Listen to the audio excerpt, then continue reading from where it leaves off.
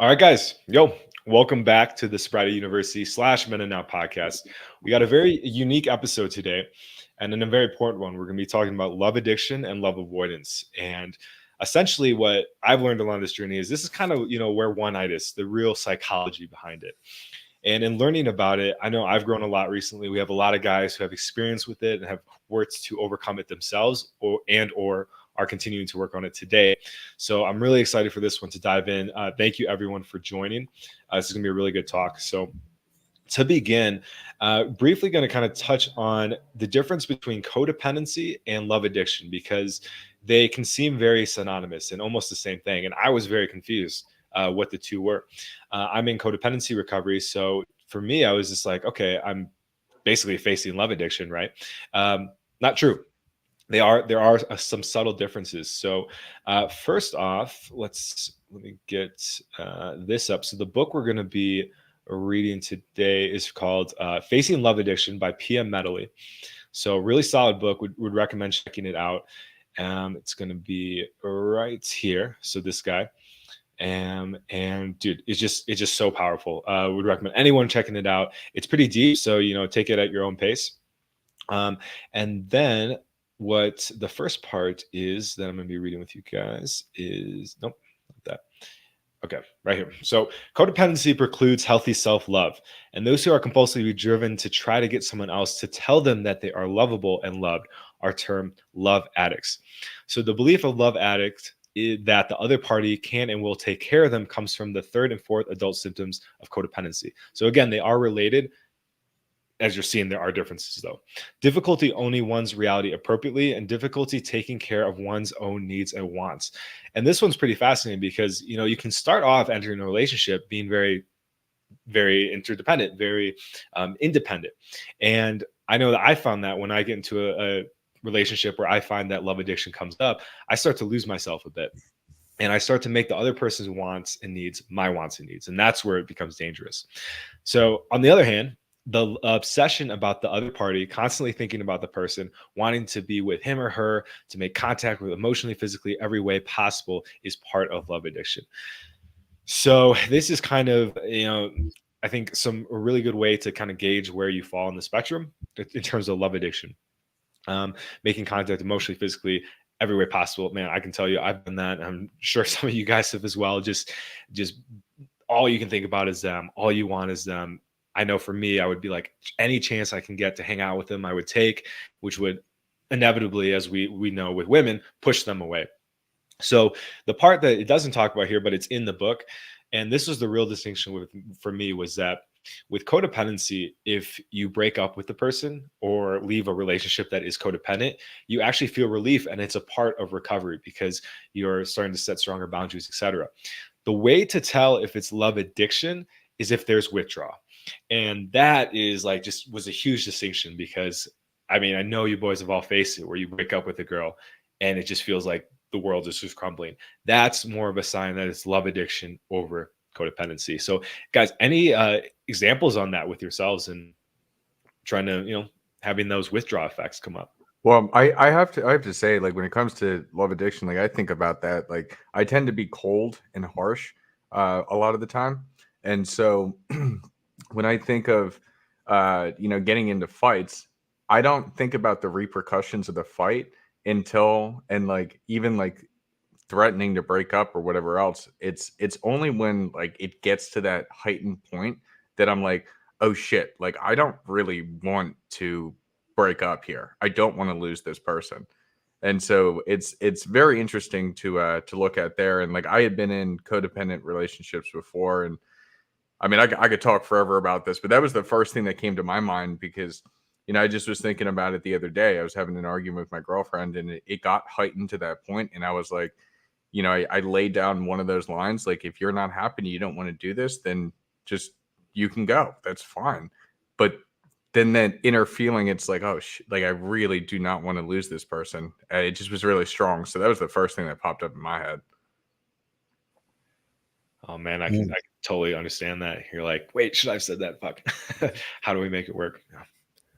Joel, you mentioned in your intro that sometimes you can switch between the two types of attachment styles. So you Yeah. have the one that's more pursuant or the one that is more avoidant. And I had something happen recently. I know you know who I'm referring to. Yeah. So ran into her at an event, just strong attraction from her towards me. She was coming on strong and she was a cute girl too. So I kind of enjoyed the attention. And I think one of the first lines I said to her is something like, well, we look really good together. And she was a bit of a narcissist. Whenever we go out, she would always just spend half the time just taking photos of herself, not really meeting other people. I was out socializing and all that stuff, but it started off where she was really, really pursuant. And then eventually it got to a point where I was like, okay, well, I'll start to reciprocate.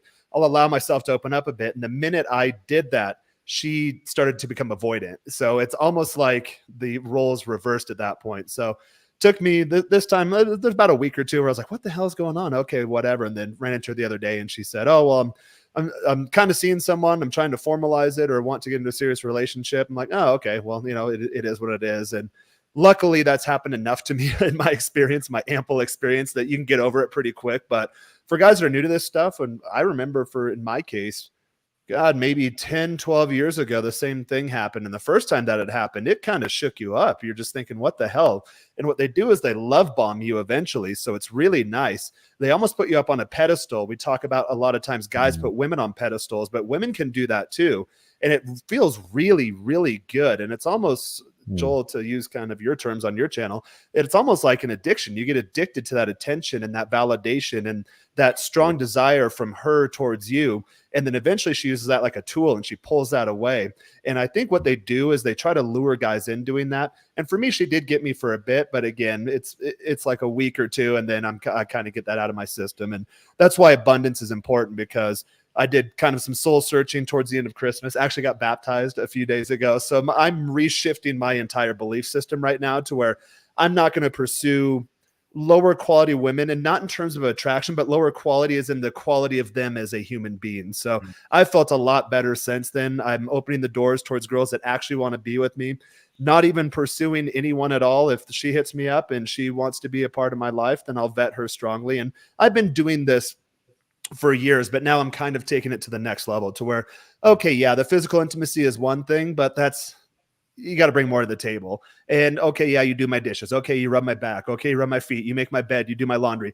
They all do that. So now there needs to be that deeper, more spiritual component involved. And since I'm very recently shifting my mindset and requiring that to be a characteristic and a core characteristic in my filtering process, I'm almost immediately seeing results. And just, I wake up next to a girl and think, oh, I actually like you. I actually like you as a person, aside from just the physical aspect. So I think a lot of guys get caught in these traps. And again, especially if you're new to this stuff, to where you think, oh my God, this girl is so into me and she's coming on so strong, so fast. And then she pulls away and it just kind of shakes you up. But you have to look inside and understand, one, why that happened, which is why what we're covering here today. And then two, to see, okay, well, what kind of cracks or what sort of things inside of me do I need to work on to strengthen myself to ensure this does not happen again, or I can see it coming. I have a question for Jaron on that, because you were saying that you have to be in a state of abundance, and attractive girls are naturally in a state of abundance to just go into their DMs. Guys kind of have to get to that level where they make abundance from, like, years of practice and until it becomes their reality. And you're now talking about being more serious and selective. Do you feel like a lot of times for guys, it's necessary for them to be a player in a way for a little bit in order to really adapt that abundance so that they can now be more selective without the attachment and everything? Or do you think there's a way around that? Dude, it's funny. That thought was going to my head literally as I was connecting my AirPods 2 minutes before the show time. So I'd say yes. I mentioned in my previous little spiel there that 10, 12 years ago, something happened to me before. And I always did good with girls in college. So I had a pretty high notch count, even coming out of college, long before I found the game type stuff or the RP type stuff. And since then, oh my God, I'm way up there. I mean, I'm not going to share the actual number, but guys that know me know it's way up there and it's fairly consistent too. So I think that, yeah, to get to this point to where I'm feeling good about my dating prospects and options. And again, I've always had prospects and options, but to where I feel like I can take it to that next level. I don't believe that have gotten to this point unless I had gone through the volume, because it's like anything in life. If you do something hundreds of times, like I played baseball growing up. So from 5 years old to 23 years old, I would take 500 hacks a day. You do anything 500 times, day in, day out, then eventually you get good at it. It just becomes second nature. I still dream a lot of times that I'm up at the dish taking hacks. Joel and I trained cord today and we put some cables on. I was kind of going in that baseball motion and it just felt so natural. So anything in life, you need to get your reps in. Joel plays music. I play music. I was playing the other night for a girl and I was walking her through how I put together a song. Okay, I got to get this down. Then I got to add this layer. Then I got to do this. Now I got the rhythm down. Now I can go to vocals. I got to get the bass line. Then I can go into my head voice. Then I can go into falsetto. Then I can put it all together. And I showed her that process and she's like, oh my God, wow, there's so many things going on at once. And the same thing applies to dating or relationships. I think you have to have that experience, because once you've been there and done that, you've kind of seen it all. But even in my case, it still happened to me where this girl came on strong, she pulled away, and I had an emotional response to the point where I called into FitX Fearless's show the other day and asked him, like, hey man, I'm kind of seasoned. What the hell is going on here? He said, oh, you're the rebound guy. And the minute he said that, I'm like, oh, that makes sense. And having talked to him, you can tell by talking to him in person that he's a more advanced guy. And I think we talk about a lot of higher level stuff in this channel too. I think that's necessary to be able to lean on someone else, because in my case, I love coaching other guys, but I realized that, okay, I don't really have other people that have been coaching me lately. So talking to someone else that's been there, done that, knows exactly what's going on, and realize, oh, that's the case. And for whatever reason, I just felt better all of a sudden, which it just made sense. She was posting me all over her social media. Anytime we went out in public, she was all over me. We'd go out and there were very specific places she wanted to go to show me off. And I was just thinking, okay, there's probably some other guy involved that she wanted to use me as a trophy or her arm candy temporarily. But for whatever reason, once he mentioned that FitX Fearless, that kind of stroked my ego a bit, but also allowed me to lay that issue to bed.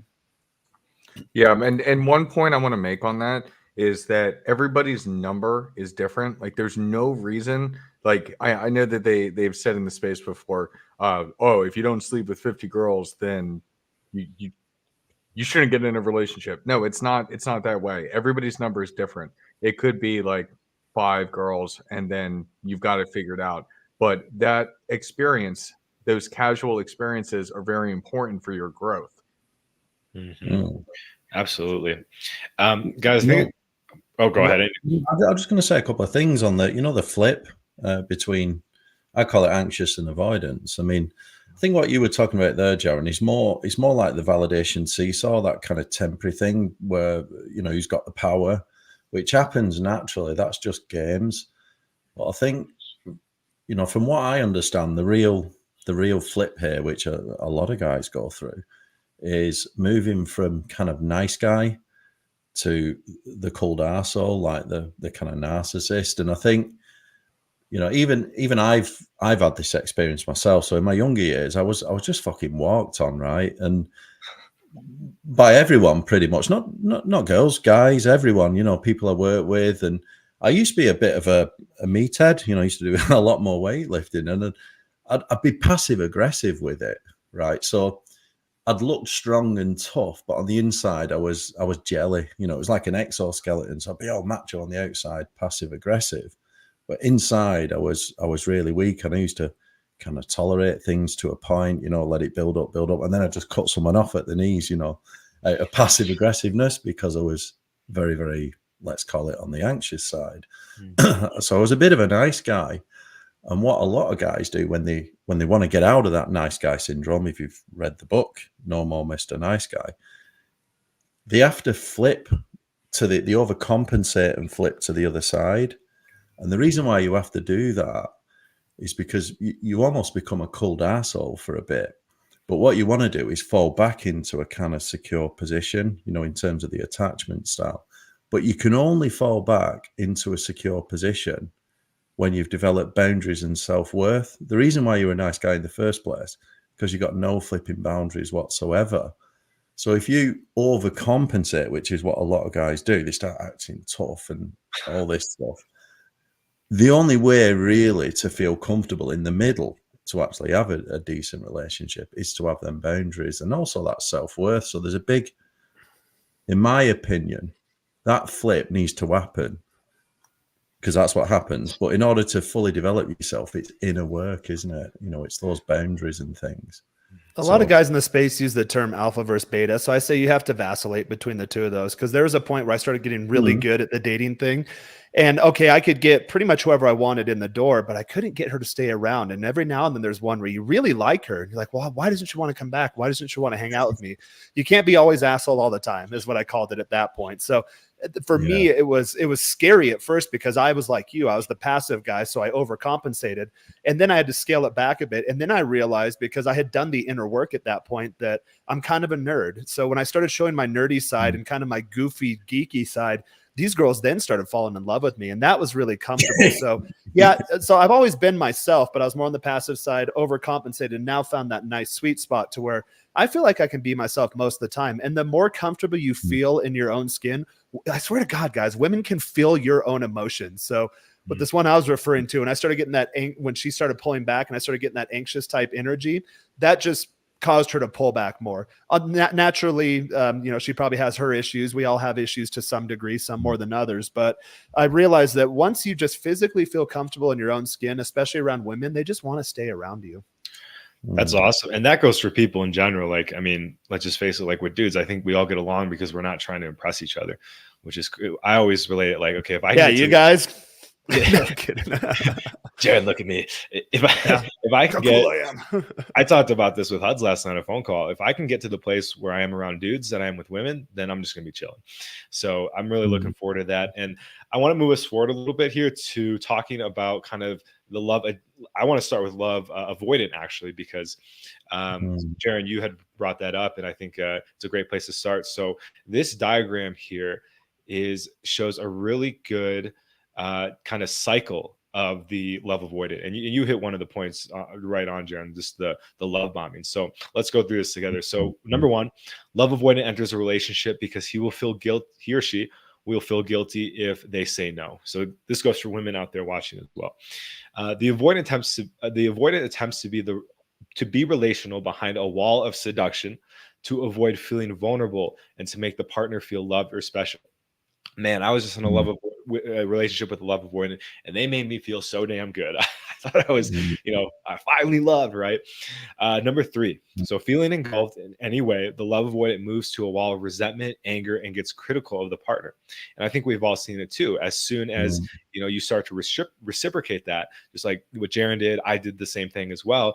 They go, whoa, you're getting too close. Like, you're pissing me off, right? Yeah, it's like setting a false expectation. It's like they go ahead and like love bomb you, and then they get into the relationship and they get what they were presenting, and then they're like, whoa, like this is not what I signed up for. And it's like, wait, but that is what you signed up for. I'm so confused. That's why you got me in the door. Like, Jesus. So that's what they call the positive intensity cycle, right? And we all see it. Like, we see, you get those good feelings, you get the come up. Same like if you're doing drugs or whatever.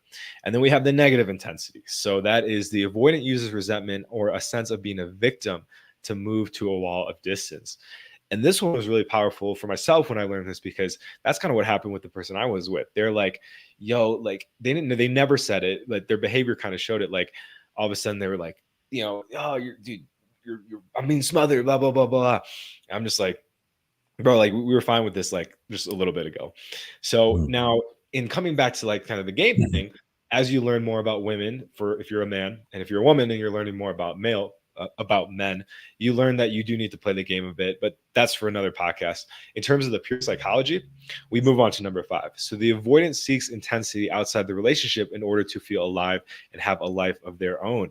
And this is kind of, I think, the phase when, if you're dating a woman, for example, she'll start to go out and just be starting to talk to other guys or post the discard. What was that? It's called the discard. So if you think about avoidance at the extreme level, it's narcissism, right? So the love bombing is first.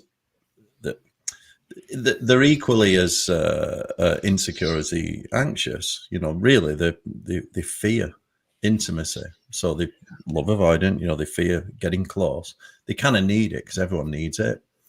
But that first love bombing, that's kind of mirroring, if you will. So the way they do it is they'll mirror your behavior and act like you're a perfect person to kind of reel you in. Once they've got you, they then start kind of a process of devaluation. They kind of devalue just by chipping away at you bit by bit and pulling back. And That's what BPDs do too. yeah. Well, that pullback it's almost like emotional abuse, really. So if someone pulls back on you, gets you to chase, it's devaluing you. It's saying, don't want to spend time with you. And then finally the discard, that last bit. I mean, it's not called a discard there, but if you look at is it the DSM on psychology in terms of narcissism, it's called the discard, and it's fucking brutal. You'll be dropped like that because you meant nothing, because they can't attach. You know what I mean? They're a love avoidant. They can't bond. So, the reason why it's so easy is because they don't actually bond in the same way. And as Joel mentioned on point number 6, so they will, following the discard, they will usually find someone else. They'll just keep repeating the cycle unless they do work on themselves. So they'll repeat it with new people, but they also do, and I'm taking this from a BPD term, they'll do what's called hoovering, which is where they'll kind of keep tabs on you. So they'll pop back up. Come back. Yeah, I told Joel I had something similar happen about a year ago or so. And the day this last girl told me, oh, hey, I'm trying to see someone. It's like, oh, that kind of sucked. The previous girl, women have a sixth sense. They are tapped in that dimension of the universe. They know exactly what's going on with you, even if you don't talk to them. The previous girl reached out that same day. Hey, how's it going? Little heart faces, kissy faces after she did the same thing about a year ago, almost to the date. Yeah. So they'll always come back. And I was telling Joel the last time that this last girl that did this recently, she will come back. She'll fall this to a science. She will do the same cycle with someone else. It'll be along the same timeline she did with me. And then she'll come back to me. And then usually, I know this might not be the best thing to say, but a lot of times after they do that, then usually I can keep them around because then they'll vie for a relationship, because at that point I'm already over it. I'm just like, okay, well, she's fun to hang out with. She's a cool chick. I know the game she's playing. I'm not going to fall into the trap this time. And then so they keep trying to reel you in because they got you the first time. But if you don't let them get you the second time, then you can keep them exactly where you want them for pretty much as long as you want. I want something serious. I want to be your girlfriend. And I'll tell them, hey, we were going down that road before and you screwed it up. So like, you're obviously not girlfriend quality. You're not that type of girl. It's not what you're looking for, but we can just keep it where we're at for now. And I think that's a more comfortable place for both of us. And I've found multiple times in my life doing that. When they do come back, they'll stick around.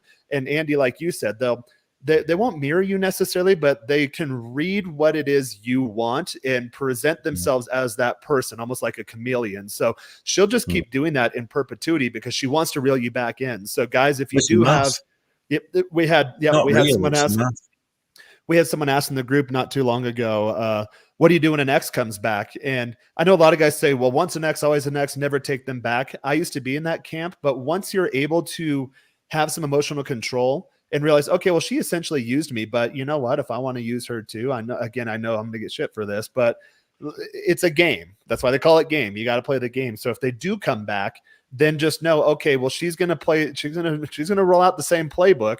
Just don't fall for it this time. And then you can have exactly what you want, but you always have to know in the back of your head to not take it seriously because she's not capable of that.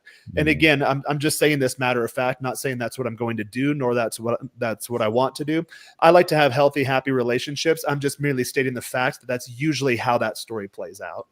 Yeah. And I want to say, when you're saying, when they come back, you're usually able to keep them around. You can't keep them around forever. Like, let's be very clear on that. You may be able to make something work. I mean, they'll come and go.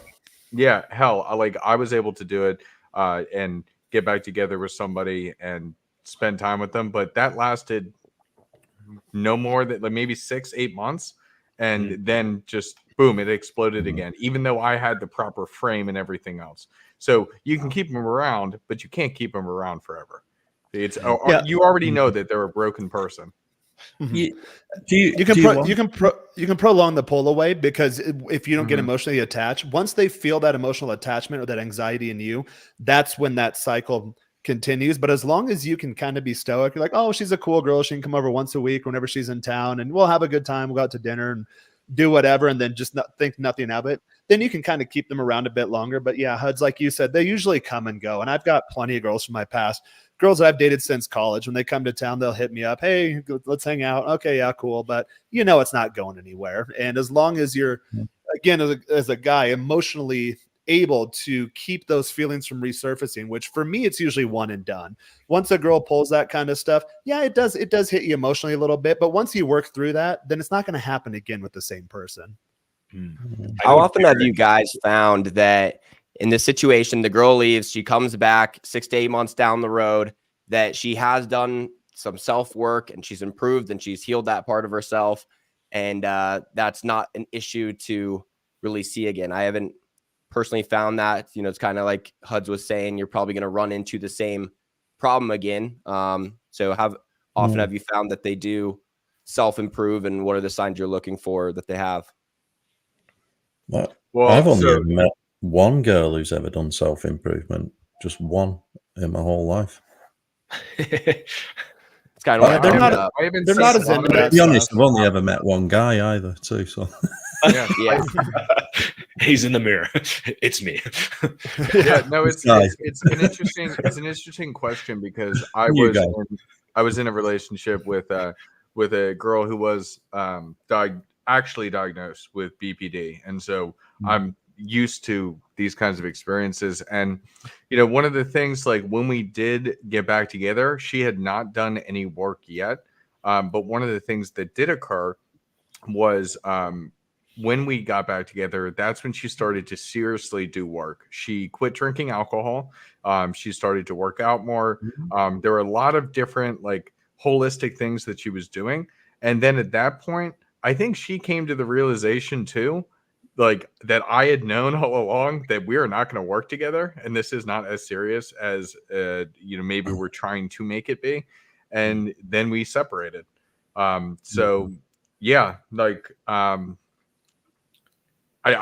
there's something I'm trying to say on this that I can't 100% like get down, but like, when you do that self work, then you actually know what works for you.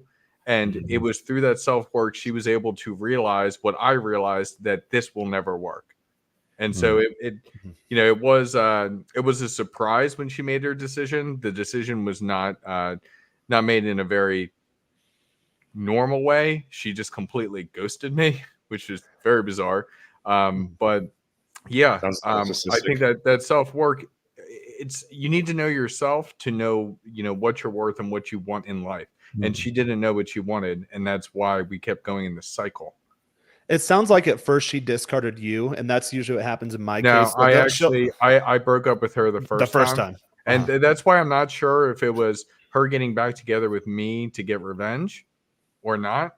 But I mean, like, spending 6 to 8 months together, whatever it was, I, like, afterwards in the second go around, that seems a little long for, like, it's like a long plotted revenge scheme.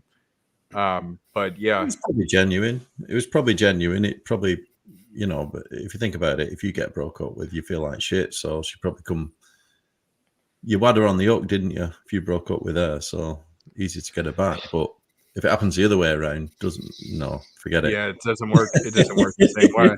Yeah, exactly. In my recent case, I've used the term, and I've met quite a few girls like this. They have what I like to call shiny object syndrome. So it's like when a kid gets a new toy and and they're really, really excited. You are a shiny object, Karen. Yeah. Let's be honest. Yeah, I'm an object. Women objectify me. Yeah, no problem there. But I call it something like shiny object syndrome. So she gets really excited about me. Maybe, where she's going through the cycle, the discard happens. She's on to the next guy. And I've seen a lot of times in my case, I'm always getting just a little bit better. And most guys, and we just posed that question, most guys aren't doing that. Almost no girls are doing that. So as my SMV, or just my value in general as a human being, just increases over the long term, and hers slowly decreases, that gap widens. So maybe in the moment she thought, well, I can do better. I'm better than this guy. 6 to 8 months go by, sometimes years go by, and all of a sudden she pops back up, and I'm a little leaner, and I'm a little wealthier, and I'm a little more successful, and I have a little more social clout, and I'm a little more comfortable in my skin. And she has gone the other way. Well, that gap widens. So I've always used the term retro alpha widowing. There's girls in my early 20s that completely ran me all around in circles and had my head spinning. And then years later, to this day, I'm in my mid 30s now, I can have them whenever I want, because they've gone. They spent the rest of their 20s trying to date other guys and realize, oh my God, I discarded this guy. he just keeps getting better and I can't get anyone as good as him. Now, at the time, she never thought that I was like the alpha. It wasn't an alpha widow when she left me at the time. Otherwise, she wouldn't have left you. So I call it retroactive alpha widowing. So I think, at least in my case, that's usually what happened. The first time she discards me, the second time she comes back around, okay, I'm healthier. I've healed from it. I see these things. I'm not going to let it play out again the same way it was. But by allowing her to get a little bit close to me, but not all the way close, because she had that chance before and she couldn't handle that, because we know that she has a broken attachment style. So you allowed her to get a little bit close. And I think in the avoidance, a lot of times they really do want that. They just put this barrier and it creates this dissonance. So they can't actually have closeness with someone else, although deep at their core, they're dying for it. They're yearning for it, but they don't know how to achieve that. So you allow her to get just a sample of it, but you set up that barrier this time around, the second time around, to where you're not outright discarding her, but you're just day by day slowly discarding her, because she knows she could have had you if she wanted to. She wasn't equipped with the tools to do it the first time. And the second time around, as much as she'd like to, she will never be able to get that close to you again. So it's almost like you're discarding her. So that's why I talk about that switch up, or they vacillate the two roles if you stay in those cycles. Oh man, dude. Yeah, that's so powerful, man. And I kind of want to move us forward a little bit, because we are getting to, we want to make sure we can get this all in the hour. That's a fantastic point. And I think, it's what Jaren's been saying is it's really important to look at, okay, the person I'm dating, what is their behavior? But as men and as people on self-development, we know that the most important thing we can do is look inwards. So usually, and this is what I found, and correct me if I'm wrong, from your guys' experience, when a girl starts pulling away, or vice versa, when the avoidance starts pulling away, it's usually because there's a bit of attachment that gets developed from our side, for example. So whenever a girl's pulled away from me, it's because I've fallen into the love addiction. So let's go through the love addiction characteristics here. Same thing, same kind of wheel. And kind of as we're doing this, guys, and as you're watching, ask yourself where you fall into this category, or either or category, and in what relationships do you fall into, because something we might dive into a little bit later is that we can oscillate between the two depending on who we're with. So same like as before, we got the positive cycle and the negative one.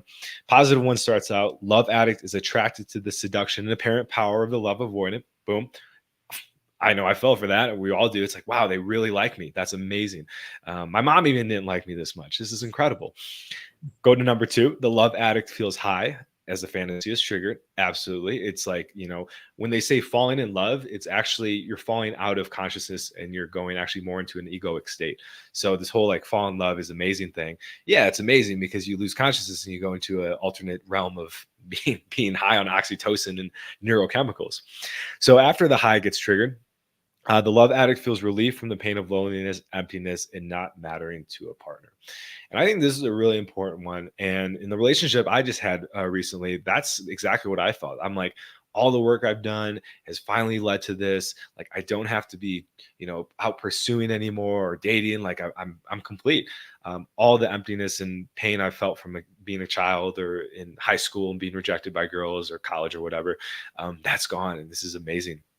So because of that, what I did anyway is I was like, okay, I want a little bit more. I'm getting high. I want to get higher, as typical addicts do. And they even mentioned to me, right? So they had mentioned at one point, I really like my space. Like, I don't want to be hanging out all the time. And I'm like, yeah, that's totally fine. But I'm like, this is different. I can push those boundaries. And when I say those boundaries, I meant her boundaries. And that's when the negative cycle started to start. And she started to pull away. So in no way is, as we're saying, she may have been unable to love, but in no way was this completely her fault. And like, maybe we could have had an dependent relationship if I had not come at this thing with the love addiction. So moving to the negative intensity cycle here. Before we do you guys have any thoughts on the first 4 there? Do you think you were smothering her then, Joel? Yeah, I was. No one wants to be smothered, do they? Let's be honest. So probably the biggest thing, which Yeah, and what was interesting is like, we didn't talk 24/7. We didn't hang out all the time. And when we did text, she did respond positively. So that's what we find too in this pattern is that the love avoidant will often like the attention at first, right? But as soon as it like reaches a threshold where they start to have memories from their childhood or being smothered by their parents, that's when the walls come up and they're like, piss off, dude. So Yeah, yeah. I don't think it's always that they've been smothered as a kid. I think avoidance can happen where they've been trained to almost in a childhood state, in an early year state, where they've been trained to actually live without any pats on the back, without any love. That can create avoidance more than being smothered tends to create. Yeah, if you read any of the kind of psychology, being smothered tends to create an anxious person. So overly mollycoddling a kid will tend to make them super anxious. But no pats on the back will turn them into almost like an avoidant, because that's their learned behavior, that's their normal behavior. You know, so even though they crave, 100%. Yeah, I agree with that assessment. I've experienced a bit of that. So I come from a good family. Like we're all good now. But as a kid, I never really got any attention from either of my parents. I was the oldest son of a single mom, which that we can do a whole episode on what that means, being the surrogate husband and placed in essentially the leadership role of the family at a very young age. So you learn to put others first and never really take care of yourself. So as a kid, I was just home a few weeks ago. I know that I will never hear in my life from anyone in my family, I'm proud of you, you're doing a good job, like, well done. I know I will never hear any of that. I've accepted that a long time ago. And I think in my earlier dating days, that's something I kind of needed. So I would enter a relationship as the ancient one, because I'm an ancient soul. As an anxious one, because I wanted that. I needed that validation. And then once the girl started reciprocating that, so I've been on both sides of the coin too myself. I'm not innocent here.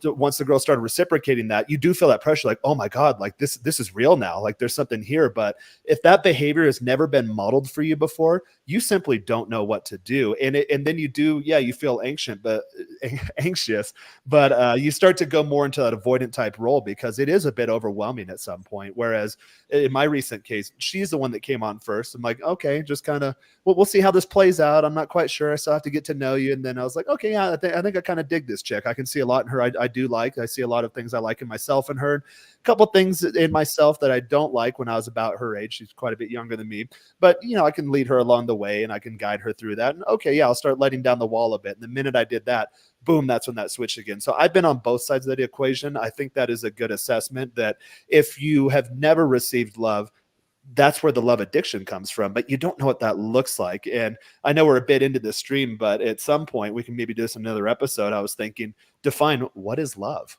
It's like, I know that's a tough. I love that. What is love? What is don't hurt me. Yeah. That's like asking what is God? Oh, hint. Yeah. Same thing. Why it's ahead, easy to flip flop between anxious and avoidant, even though they are essentially opposites from each other, is a lot of times they're caused by the same thing.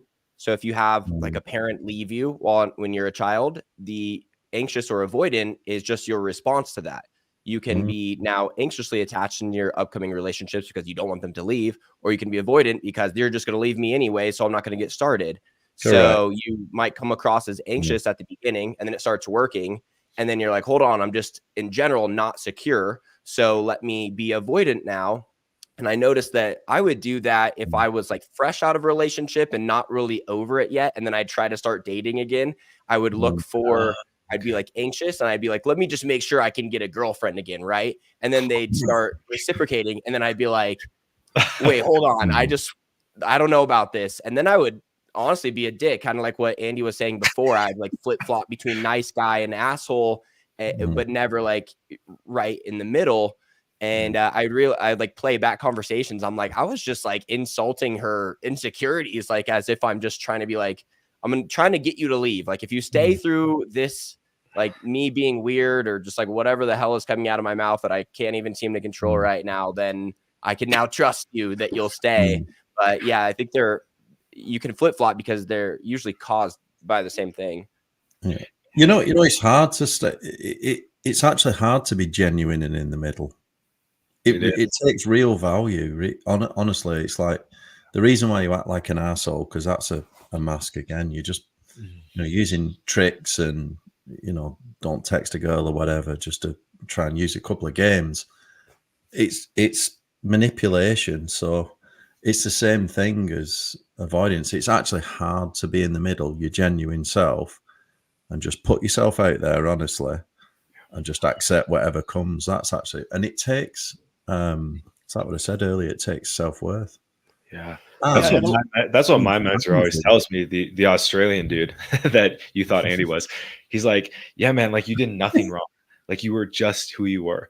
And that's okay. And as you continue and getting experience, you're going to get better. And you're just going to not make those decisions anymore. So that was a real relief. And coming back to the little diagram here, and then we can kind of dive into the solution a bit, because I think that's really important. I know somebody, Ashiv Betty said, what's the solution?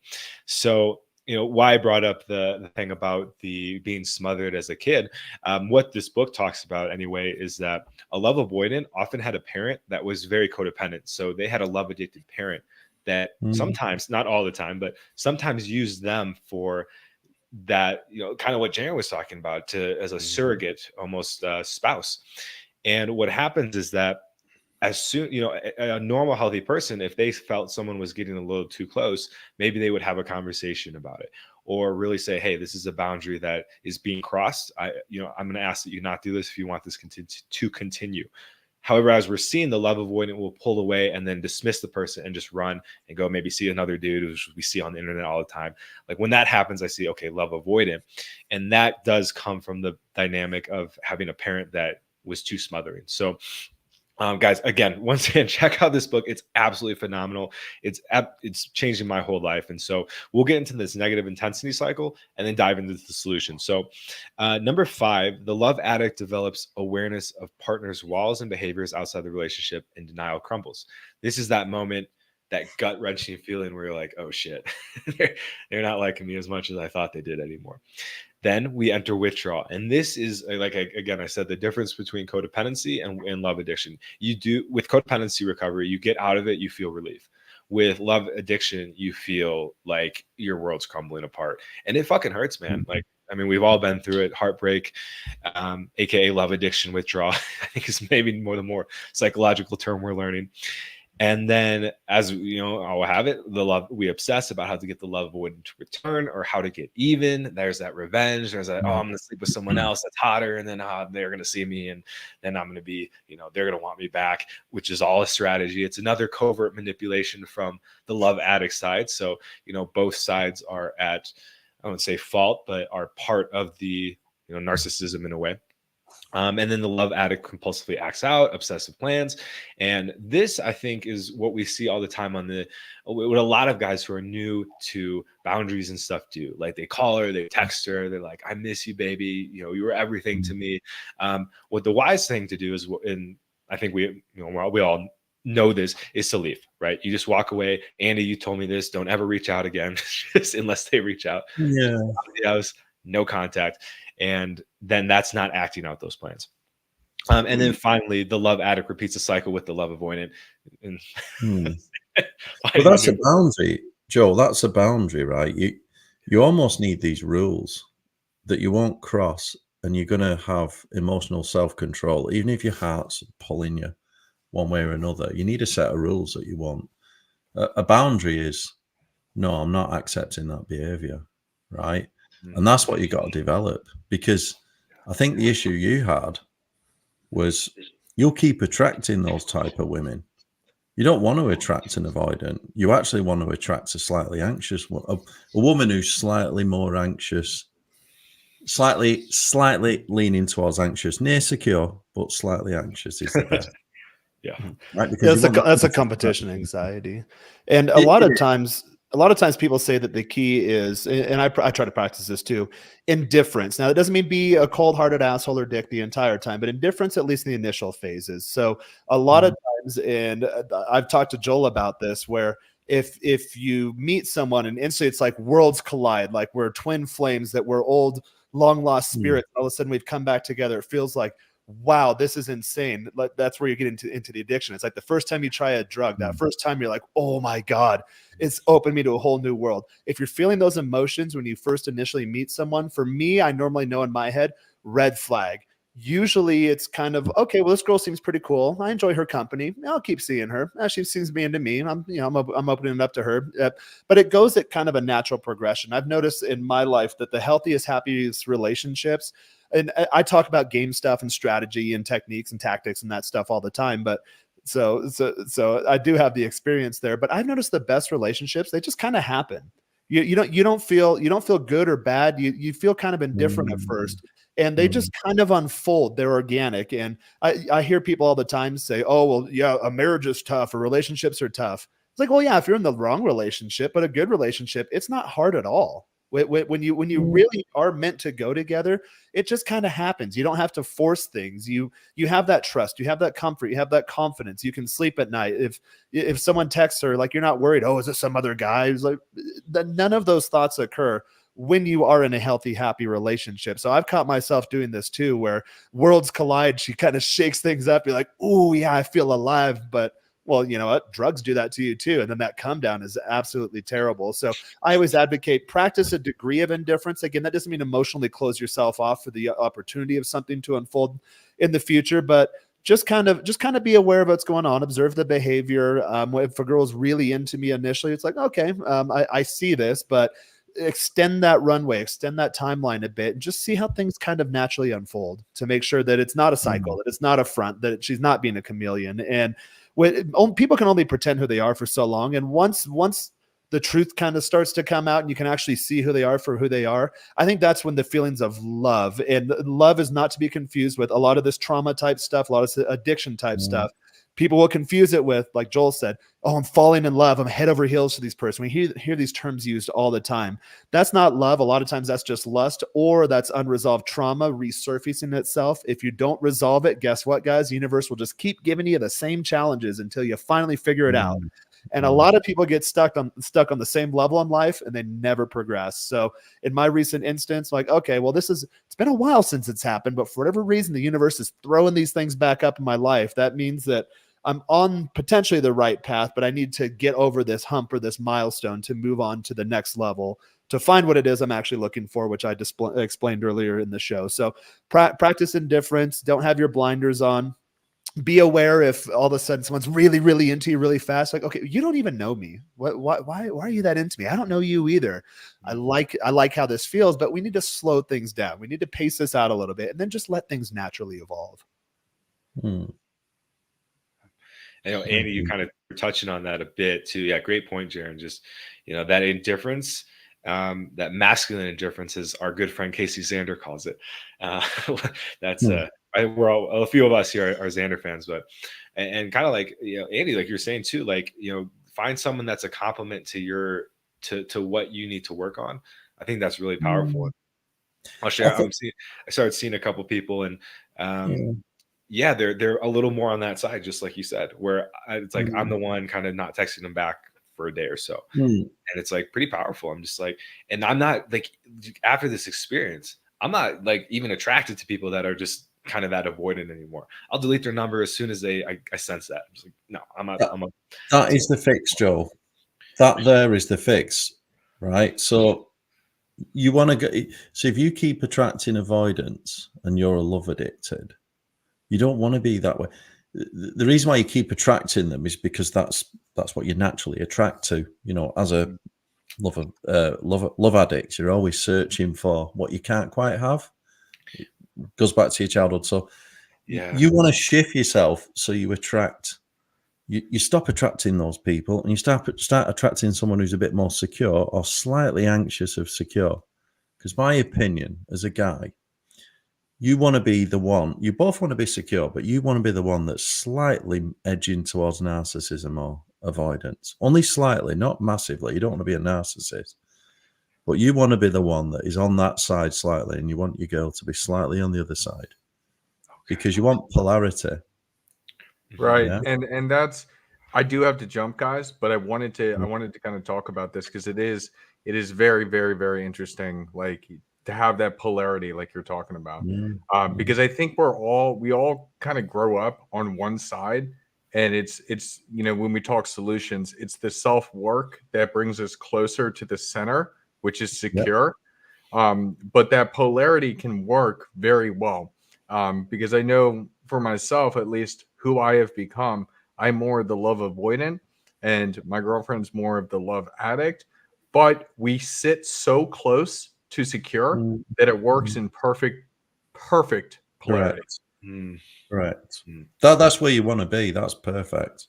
Because if you if you've ever spent any time as the love addict, I know Joel saying he has, you just keep attracting those severe love avoidance that are going to do you no good, man. You want to go. Is it possible, and that this I don't necessarily know the answer. I can imagine if you get two avoidance together, then nothing's just going to happen. It's a non-starter. No, they can But if you feed get off two, each other. if you get two Not anxious people together, necessarily. does No, one go into one of the roles? Not necessarily, There we because go. two love avoidance coming feed off together, each other. whoever's the stronger of the two, Becomes the or anxious. whoever is further on the love avoidance side, is going to be able to win over and manipulate the other one. Correct. Yeah, I think that's where you start getting into kind of other dark Very triad toxic, type relationships. Yeah, interesting toxic relationships. relationships. Yeah. Here's a good one. But anyways, Here's a good guys, one. I gotta You gotta jump. go. Keep going. I Awesome. love Yeah. this. It's such a great conversation. Yeah, it was a fun one. Thanks for coming on. cheers. So I've got a good one on the polarity thing, right? So spoke to a guy once and he explained it with like a scale 1 to 10, right? So number 1 on the scale is really feminine. Number 10 is really masculine, right? And here's how it works. So if you're super masculine, you tend to attract a super feminine girl. And then have you ever met one of these guys that's like weak as piss and they're kind of like they're a bit feminine? They always meet a super masculine woman and they're close to the middle. So if you're a 10 Or they in switch. masculinity, I've met well, yeah, those they can ones. switch, but Yeah. if you're like a 10, you're better off with a 1, a super feminine girl. If you're kind of like a 6, you'll get a 5, and this is where you'll get them couples, where the woman wears the trousers and they look the same. They wear the same T-shirt, don't they, walking down the supermarket? Well, researchers have observed that in same-sex relationships, that there's still that feminine masculine polarity. One usually ends up taking one of those roles, so they still fit into that. Yeah. But some of those relationships work. So I've got a friend like that who's in one of those relationships, where his wife is like super strong. They do actually work because some guys like that. Yeah. Yeah, you have to have the polarity. It doesn't matter who's in what position. Yeah, correct. Yeah. A lot of my relationships have been that, where the chick is like, my first girlfriend was super masculine. Like, she was all into sports, like played contact sports. I'm just like, I run cross country and track. So I just was so afraid of contact, and just eventually the polarity switched a bit. But I've always kind of, I've been more on the feminine side, I think for a guy. So I'm learning how to step more into my masculine. And after this relationship, she was a bit masculine too. And I'm kind of just like, not about, like, something really switched here. And I'm just like, it's like not attractive anymore. Like, for some reason, that's what happens. You start to lose attraction towards those. As you grow, you start to notice that you're not attracted to the same things you used to be. Yeah, correct. It shouldn't work either. I remember I dated a solicitor, and she was when it was just me and her, she was acting very feminine. But the minute she got angry, she switched into work mode, like ran this like boss at this solicitor's firm. She switched into work mode and just went super masculine. I just thought, this ain't going to work, is it? And obviously it didn't. But yeah, you're right. You don't want, as a guy, I think you should be masculine. That's my own personal opinion. Shoot me if you think I'm wrong, but that's where I like to be. I think it's typically pretty rare a guy is trying to settle with a masculine woman long term. So I think I was maybe a little more feminine, high school, college, and never really found, like, I got friend zoned a bunch. I definitely learned how to speak girl. And I always thought, oh yeah, like them complaining about their boyfriend means that I'm, going to be that green flag eventually that they end up with. And I definitely was more on the sweet side and everything. And I haven't really found any situation where being in touch with my feminine side is beneficial. So over time, I've just like gotten rid of it more and more and just gone into the masculine. So I could also attract the girl that I'd be willing to settle with. And like Joel said earlier, you'll notice, again, going back to one of the previous questions, when you run a lot of volume, you can see your own evolution, because I say a lot of times your women are an extension of you, but they're also a reflection of you too. So when you string together, yeah, I'm not advocating a bunch of one night stands. I'm sure we've all been there, done that. But when you're dating multiple people, or just as your dating career evolves, you can see that evolution in yourself. Because I was like that too. I was overweight in high school. Couldn't really get a date. Always had girls that liked me, but I was always friend zoned. I was always the nice guy. I was always the cute guy, the funny guy, or whatever. But whenever I made it past it, then they'd almost recoil and just, oh, gross. And I'm thinking that nowadays I can't remember the last time a girl said, "Oh, I think we should just be friends."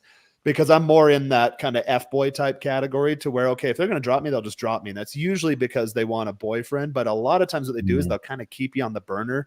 And you'll start getting to a point in revolution where you realize, oh, this chick's had a boyfriend the whole time.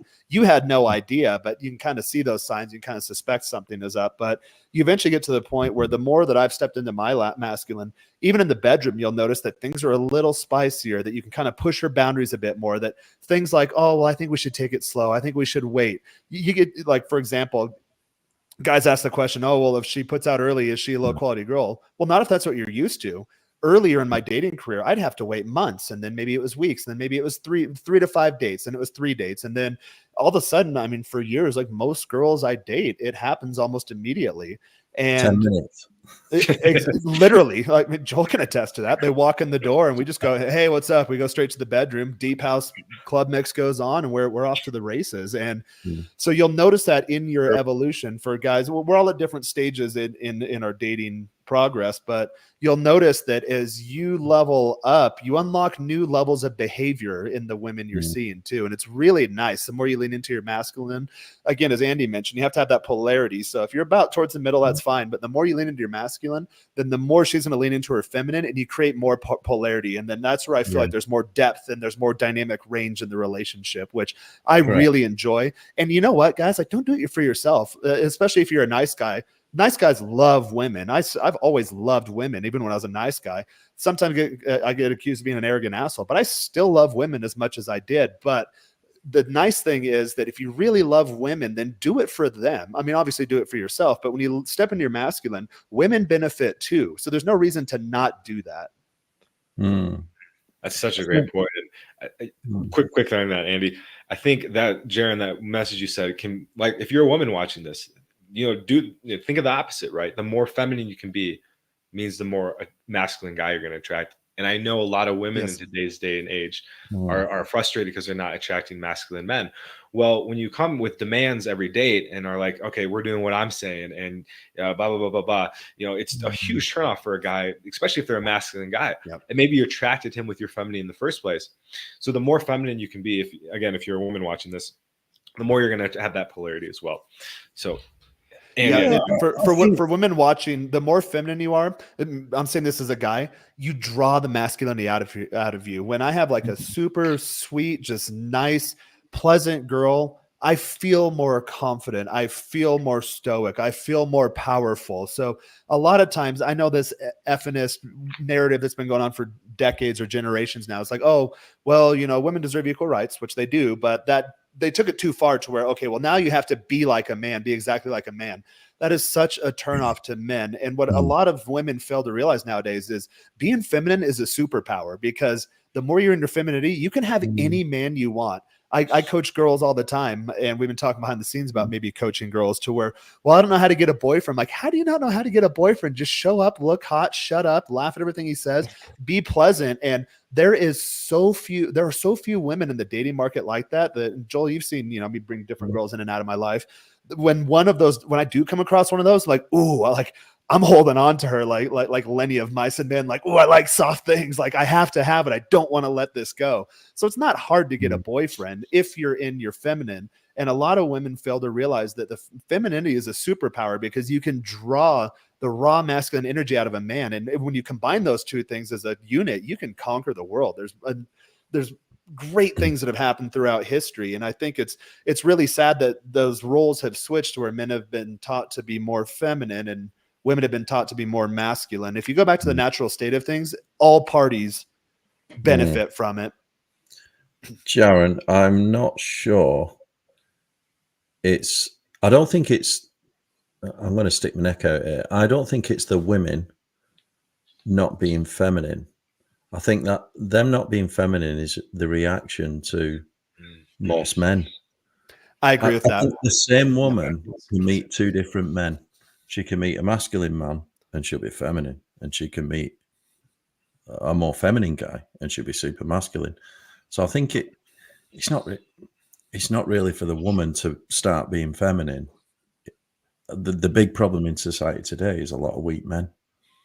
Yeah, a And lot I of times when you Western know, guys you just step up and be a man, and you don't have to act like a dick. It's just having boundaries and just knowing what you want to do in life and achieve in life, and just being useful as a guy. Okay, just being slightly useful, you know, having a decent career or whatever. Do you Having your guys think health, this is fitness more on track. from social like things like the show Friends, right? Like, oh, Ross gets Jennifer Aniston. That's who you want to be like. Be like Ross, right? There's like things like that in the I media never that kind watched of Friends. make it to be yeah, I never watched like, it either. No, nonsense. you know who I'm talking I'm about. with you, So. Derek. I catch you. All right, Yeah, all right. Ross But Simpson. yeah, do you think it's more like societal conditionings like that, or do you think it's because the world has gotten easier? Like if men want to stay boys their whole lives, they totally can. You can still have a roof over your head. You don't need to be able to kill a mammoth and you're still going to eat just fine. Do you see the problem as more just how life has gotten easier, or what would you say is the root of the problem of men acting more feminine? I'd say Oh, probably I both. think it's I think both. it's Yeah. dopamine on tap. I just think everything's so easy. It's dopamine on tap. It's economy and consumerism has just given everyone everything for no work, and it's just resulted in a very weak society that doesn't want to actually work for anything. And it's no one's fault. It's just the economy that does this. It's just where we've ended up as a development. You could say Western society. You know, it's overdeveloped. Yeah. To the point you end up getting decadence creeping in, and people just expecting something for nothing. No one's working for anything. You know, you don't have to work. Yeah, I've noticed when you go to crap countries, almost like the worse off economically a country is, the more feminine the women are. Yeah, And the there's women more are feminine, polarity. Ukraine, dude, the most Yeah. feminine women. And Yeah. Derek, I think Well, they're as not there well, anymore, are they? They've all left. I They've shouldn't all say. bounced. Yeah, right yeah, now they're starting to both show up down guys here. go to Warsaw. I think it's culture too. I think it's both because we were talking about this. Huds, the guy who just left. We were talking about last night. Like all the songs that at least I grew up with. I know Jerry and Andy, you're a little older. Derek, you and I are more around the same age. I'm 29. All the songs were guys singing to women about how they were everything and that they couldn't live without you. And it's just like, and they were beautiful songs. Like, you know, I was playing a bunch last night. Like, I'm gonna out myself a little bit. I was a big Nickelback fan. I have great music, but it's all about I actually how like this them girl- too. Yeah, right. It's all about how the girl's gonna save you. It's just like Jesus Christ, dude. Yeah. Yeah. And Friends. I was in dude. an emo band in high school, and yeah, Nice. I didn't think anything of the lyrics. Now when I listen to it, I'm like, damn, this is not good to listen to, but I loved that kind of like metal and screamo. But yeah, all the lyrics is the guy just, being completely heartbroken. So yeah, it wasn't good to feed I my grew up mind out. with. I grew up outside of Seattle in the 90s, so it was all grunge and heavy stuff. They never once sang about women. It was all about how life in general sucks. I think emo took it to the next level. I was like, okay, yeah, life sucks, but it's a woman's fault. And then I liked a lot of the 80s stuff, like Van Halen. Like half their songs are just about fucking hot chicks, or like Yeah. Kiss. All their songs are just about like slinging dick. So I think we need to. But so I think there is. I don't know if culture is necessarily downstream from what's actually occurring with people. I think there's a symbiotic effect there. That they do impact each other, but I'd say that does have a lot to do with it. And I talk to girls all the time where, to be honest, especially girls, you hear guys, oh, she has a high body count, you should never date a girl that meets XYZ criteria. But when you actually talk to these girls, a lot of them, just like guys, they just want a healthy, happy relationship. They can't help their feelings, just like we can't help our feelings. You can do things to do the work on yourself to try to control those things and realize, okay, my feelings are really just indicators, but as a guy, I need to be logic and lay out a roadmap and make sure that I'm actually being cognizant about my decisions. But women's feelings, a lot of time, they overpower them. They're wired the way they are, but they don't really know how to do with it. And I think society's done a bad job these last few generations of teaching people, you know, how to be a man, how to be a woman. And that's why I'm glad this channel is going away from the women all bad, men good, that low IQ nonsense you hear in the space. I always say my channel will never be that popular because I don't think that way. The people that are most popular, it's like, oh, we got a bunch of thoughts and 304s in the studio and we're going to belittle them and throw them out. Okay, that's for low IQ people and that's for broken people. We have a higher level conversation here because I talk to a lot of women because I date a lot of women, but a lot of women trust me too, even when I'm not dating. They reach out to me all the time. And they understand, yeah, we want healthy, happy relationships. And I always make the point, but I'd say probably baby boomers onward generation wise, that we're all kind of broken. We're all products of a slowly decaying society. So really, if we want to steer the ship back on the right track, men and women have to come together. We're always better together than we are apart. So we have to understand, okay, it's not women's fault. It's not men's fault. It just is. But let's base things in reality. This is the state of the union. Here's where it needs to be. We got to put our heads together and start putting ourselves back together.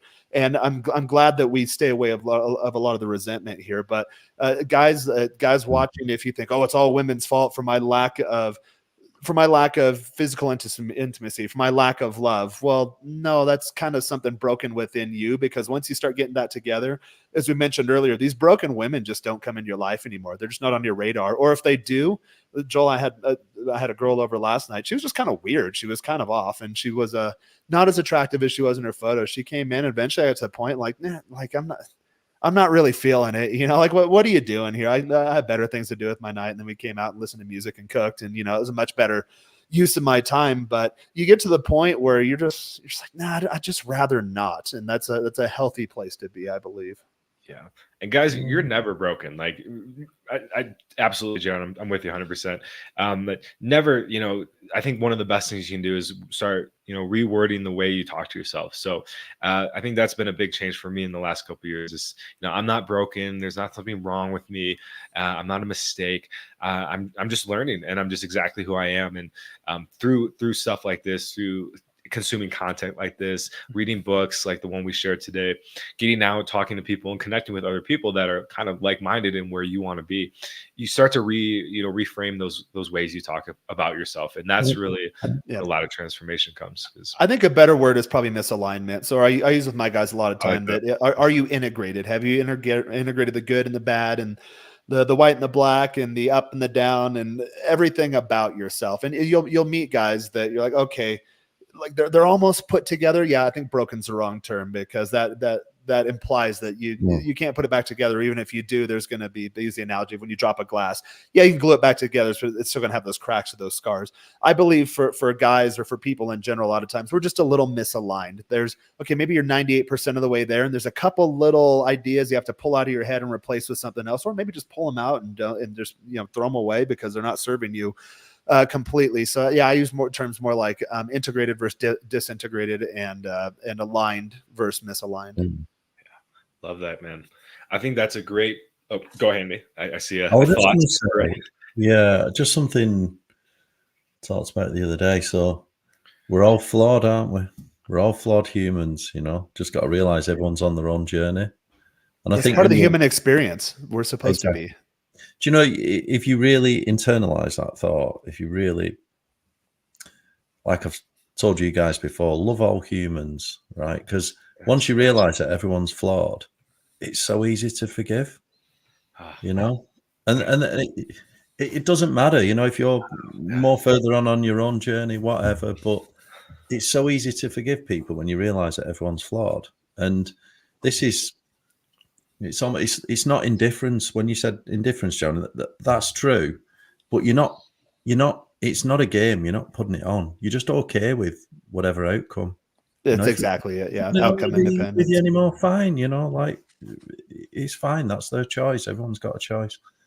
You just got to be true. Indifference is like just being comfortable with yourself and whatever, you know, because everyone's flawed, or, you know, even yourself, we're all flawed.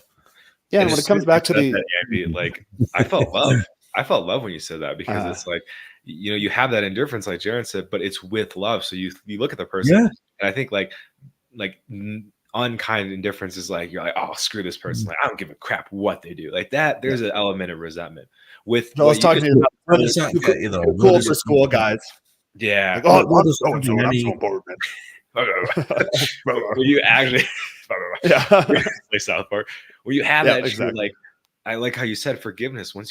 That's so beautiful, Andy. We're gonna definitely clip that and throw it on the channel because that's just We should do a session on it, right? Because this is the biggest thing I've learned this year. But I do a one-on-one meditation twice a week. The biggest thing I've learned is that love all humans, right? Because everyone's on their own journey, and it's like it's easy to forgive once you understand the human experience.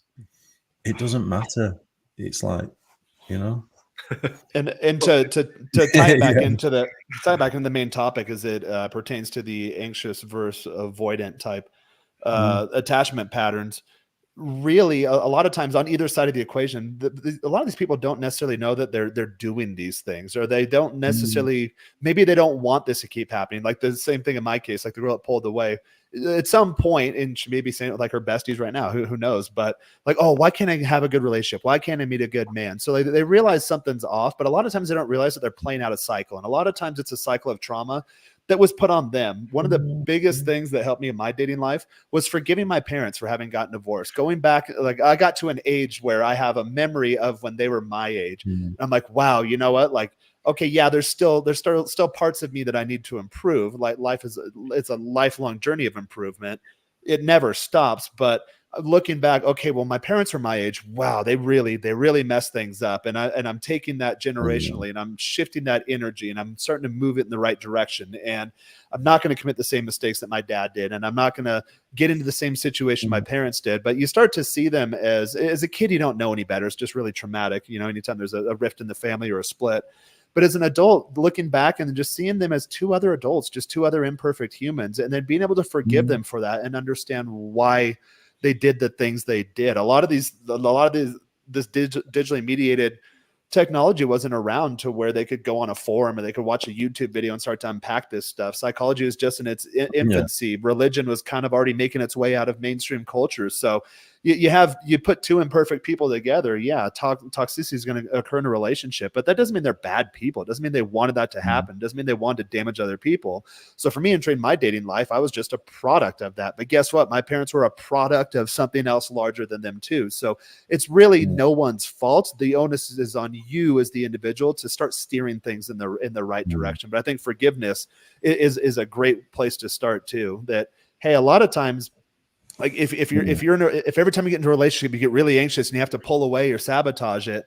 Well, yeah, you're making the other person suffer, but you're suffering too. No one really wants that. At the end of the day, no matter coaching clients I've had, girl or guy, any guys like me that have ran through a lot of girls or guys who are maybe getting just into that. At the end of the day, pretty much anyone I ask, girl or guy, regardless of race, religion, creed, nationality, they just want a healthy, happy relationship. That's really what they want. Now you just have all this stuff in the way that you have to start working through to allow that to naturally occur, that feminine masculine polarity, going back to that point. I don't think anyone's trying to actually hurt you, are they, Jared? Yeah. No one's I'm trying to hurt other people. I don't wake up saying I'm gonna break this girl's heart. Like, no, I don't want to do that. That's a terrible thing to do. I think it's just it goes back to that flawed humans thing, and what you said there about forgiving your parents. I think holding any kind of a grudge, and you see this in families. I could never hold a grudge with anyone in my family because who does that help? It only hurts you holding a grudge. Forgiveness helps you. It doesn't help the people that did you wrong. It helps you. Yeah. And that's what it's all about. It's like it's just not worth holding any kind of grudge at all. It's like, yeah, do I want to carry this weight around with me? It wasn't my fault. Like, no, I'll just let it go. Like, okay, yeah, they're two imperfect humans. I would have done the exact same thing in that situation. So, okay, yeah, move along. On to the next. In recovery groups, they say resentment is holding a hot coal and then just expecting the other person to get burned, or drinking rat poison and then expecting the other person to die. Just kills the host.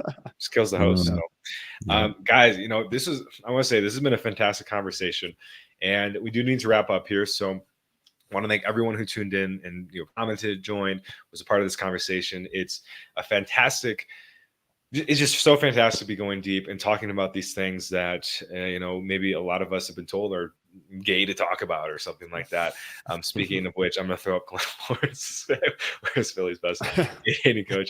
No, there's some dude, doing his thing. So an orgy. Glenn, good to see you, man, and I appreciate you. Kevin, dude, thank you so much for coming on. Also a member of the Men of Now community. So you've seen him on the show before on the channel, and really reach out to him if you have any questions about business or just kind of mindset and stuff like that. And then big shout out to Spartan Existence, man. 6 weeks off weed. That's huge.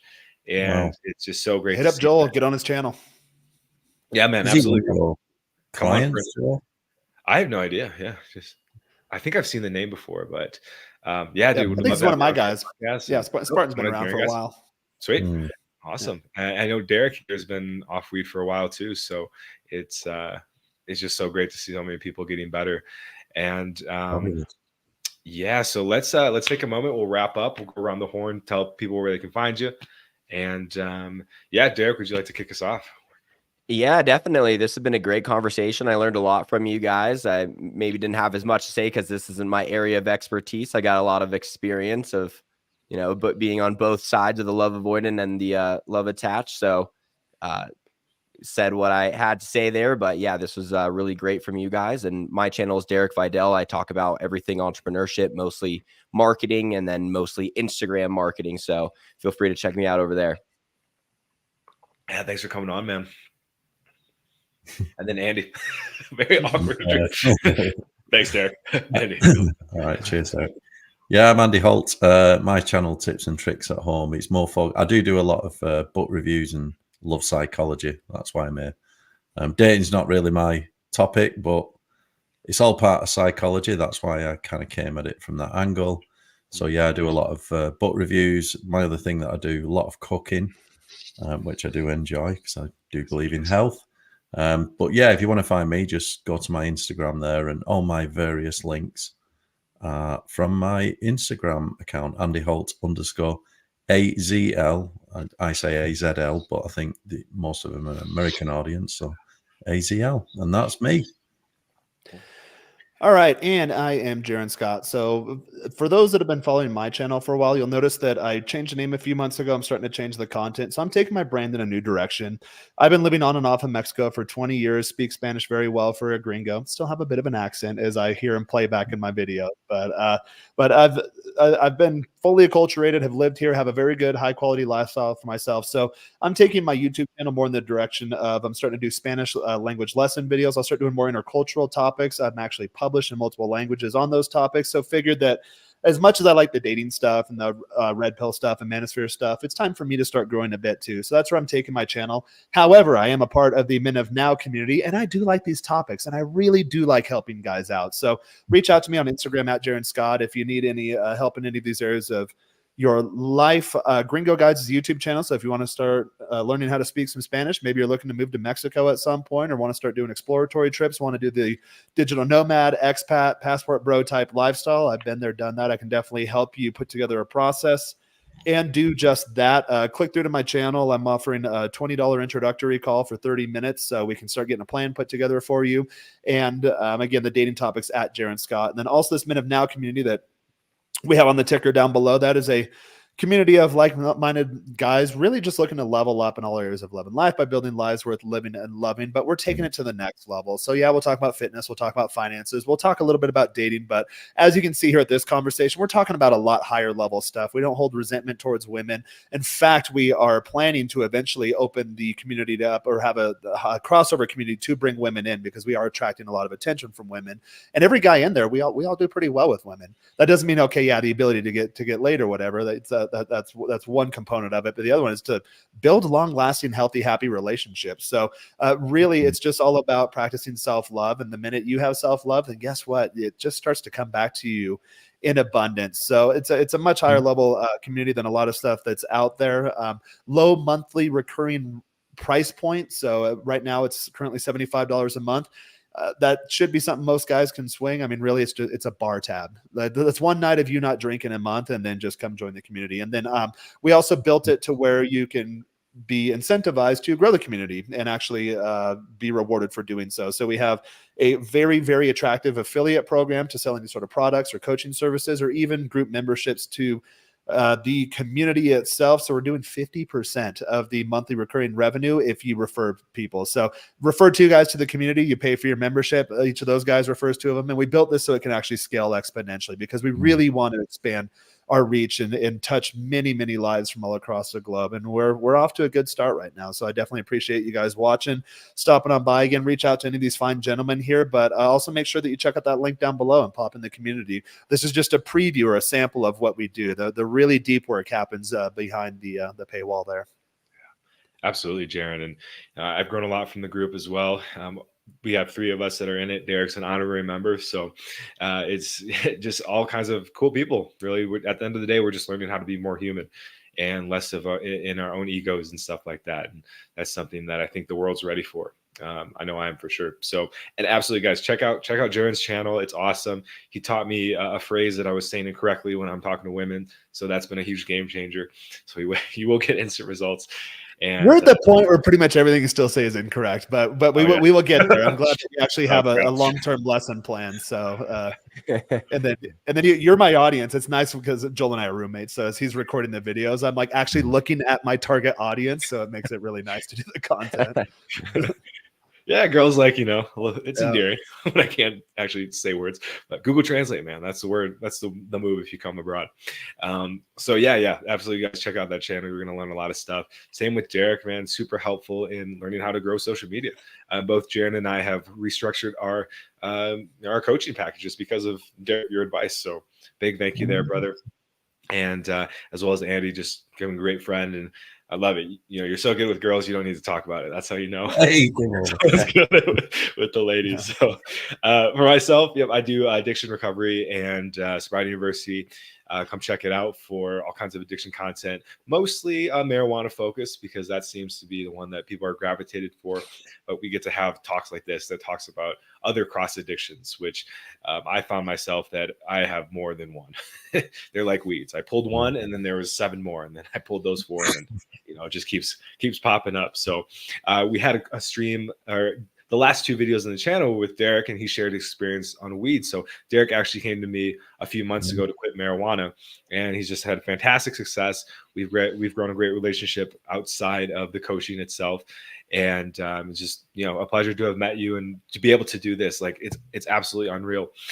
So I know Spartan, check that video out. Derek gets to talk about his benefits and how, life's a lot better. And I think we've all experienced that when we've quit a bad habit, that at first it's, a little scary, but then you just start to see your world starts to open up. And that's why I'm here to help you with. That was a good stream. Your last 2 streams were fantastic. Oh, thank you, brother. So, yeah, Spartan, definitely check out Joel's channel. Thanks, man. Yeah, thanks, Derek. And you're talking about my stream on, right? Yeah. Derek's stream, okay. yeah, so yes, thank you. Yeah. God, fucking love it. I'm like, I always like, I'm pretty sarcastic. And the first time like Derek had our call, he like just was sarcastic to me, and like I like didn't get it. So I got to taste my own medicine. But anyway, so I do coaching. If you're struggling with addiction, especially marijuana, hit me up. Same as Jaron, $20 40-minute call. You can book down below in the description, and we'll find out where you are on your journey, what you need help with, and how we can get you off weed as fast as possible. That's really the name of the game. I don't want to be working with you for 30 years. I hope we have a great relationship outside the coaching, but I want to get you out and experiencing life as fast as possible. So with a simple couple mindset shifts, working on that thing, like those things like fitness, diet, mindset, journaling, which is something Andy really talks about as well. So check out his channel for a video on that. Yep. Oh my, and you have a really nice journal. I have this like crappy one I got in Poland. It's just, but where's mine? It's in my bag. Look at that fancy one. Wee. Oh, Derek, yeah, you got it. I've got a little leather bound one at the strap. Yeah, those are nice. God, you bougie motherfucker. My diary. We'll get you off weed. I'll hit that below, and then Men of Now community, guys, check that out. It's gonna be a great resource for you to Dear start diary. Joel said a mean thing today. Oh man, shout out Chris Amy as well. Definitely, hit Andy up at his IG. Let's see, dating gets old. Sorry to be honest. Yeah, it's a part of the Right. journey. Like I think, like we talked about earlier, everyone has to go through it to get to where they want to be.